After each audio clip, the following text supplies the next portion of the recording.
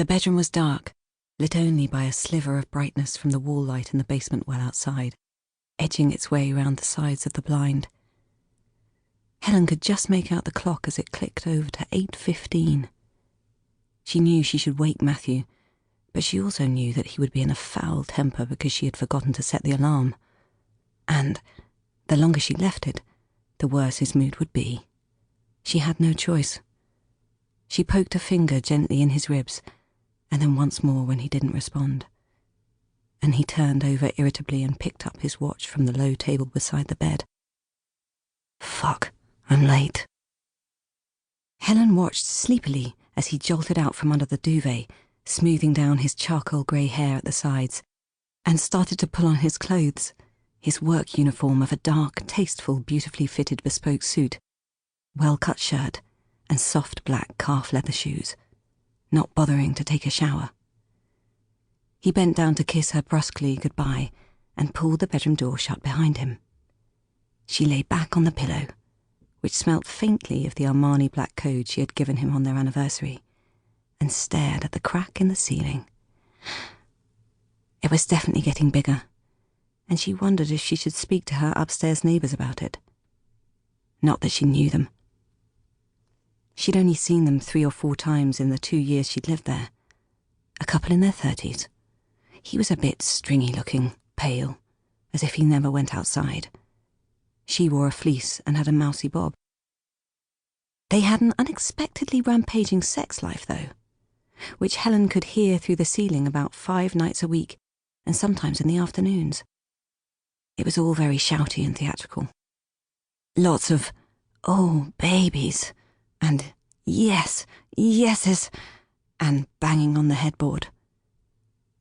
Once they had been at it at the same time as Matthew and Helen, and it had become a bit of a competition, a sort of grown-off. Helen had always had a competitive streak. Now she heard the click of the front door closing and Matthew's heavy footsteps going up the stairs to the street, and thought about getting up.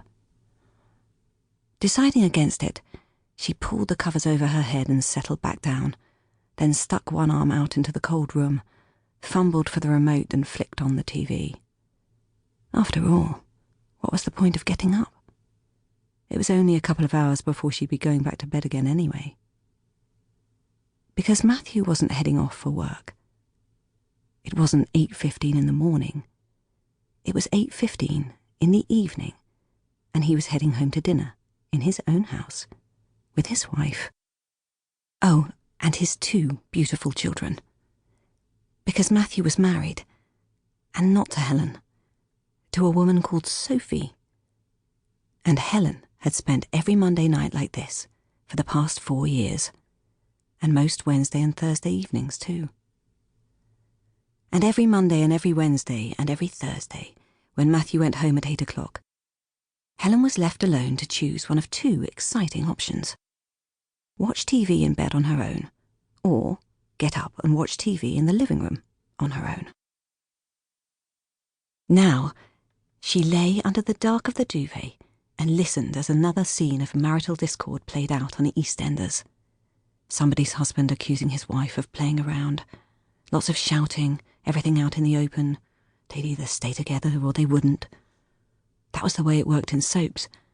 But Helen knew the reality was far more complicated. The reality would make for terrible TV because nothing ever really got resolved. The reality was a man coming over 3 nights a week for a couple of hours and then going home to his wife as if nothing had happened. Over and over again, for years on end.